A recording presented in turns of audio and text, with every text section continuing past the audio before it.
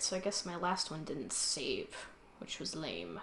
So we're just gonna do that again, because it is super annoying. Anyways, this was from my last test. Obviously I can't use that one because you don't know what's going on yet. We're gonna show how to deal with meshes that have two different texture parts, like the Rex, the Spino, the feathered dinosaurs, and all that fun jazz.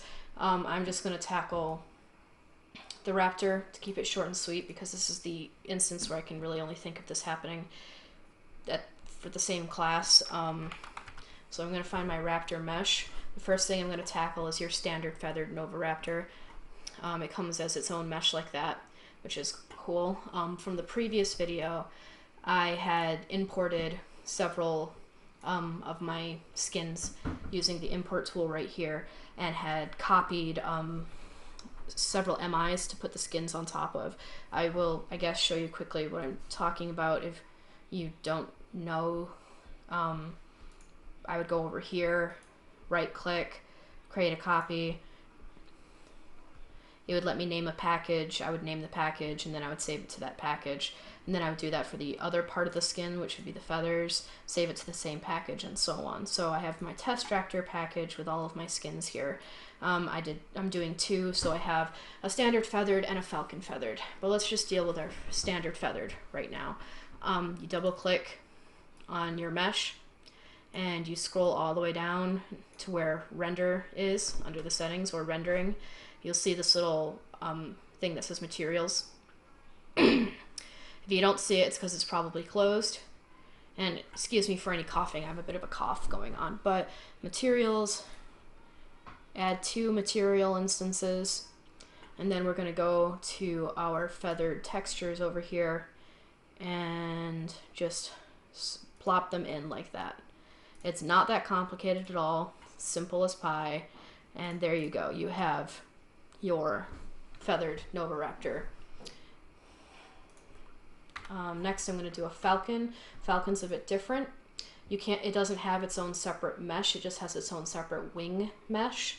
So I'm going to go to the Raptor meshes, and I'm actually going to pick a standard non-feathered Raptor mesh, and then I'm going to control copy it, which is control C, which is why I said control. So control C for copy and control V for paste. It might not look like anything has pasted, but trust me, there is a duplicate Raptor right on top of that Raptor. So what we're going to do is double click on it.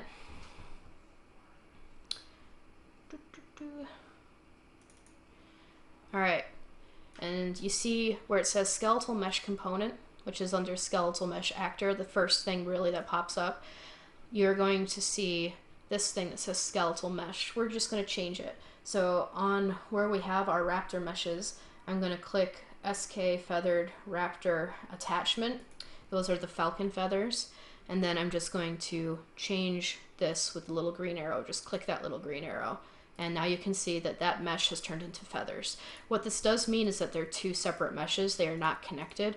So when it comes to animating, if you animate one, you have to animate the other exactly the same, which means that I would actually probably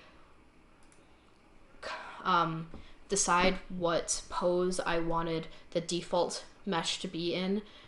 Then I would have copied, and then I would have pasted, so that it just pastes as an exact copy in the same pose. But I'm not going to show you that. What I'm just going to show you is now how to skin it. Very simple. I'm going to go back to my test Raptor package. I'm going to select the wings and drag the wing texture onto the wings, then select the body and drag the feather texture onto the body. And there you go. Very simple. The first way that I did it with the default feathered is how you would do it with the Spino and the Tupa and the Rex. And then the falcon, I think, is the only one that has this other way of doing it, I believe. Unless it's there. I think the Tupa, maybe? Let me check. Tupa. Oh. No, it doesn't. It's all good. So yeah, just the falcon. So there you go. And to export, which is explained on Sonoba's video, is just click save and save it as a UPK file wherever you want to save it. The reason I did this video is because Sonoba's doesn't really cover how to do, you know, the two mesh systems, and I thought it would just be a little addition, but anything else, she goes into way more detail about animating and all that fun stuff. Go check out her video. You can probably just search for it by typing in Primal Carnage Extinction tutorial or skin tutorial. But anyways, thank you very much for watching. Bye.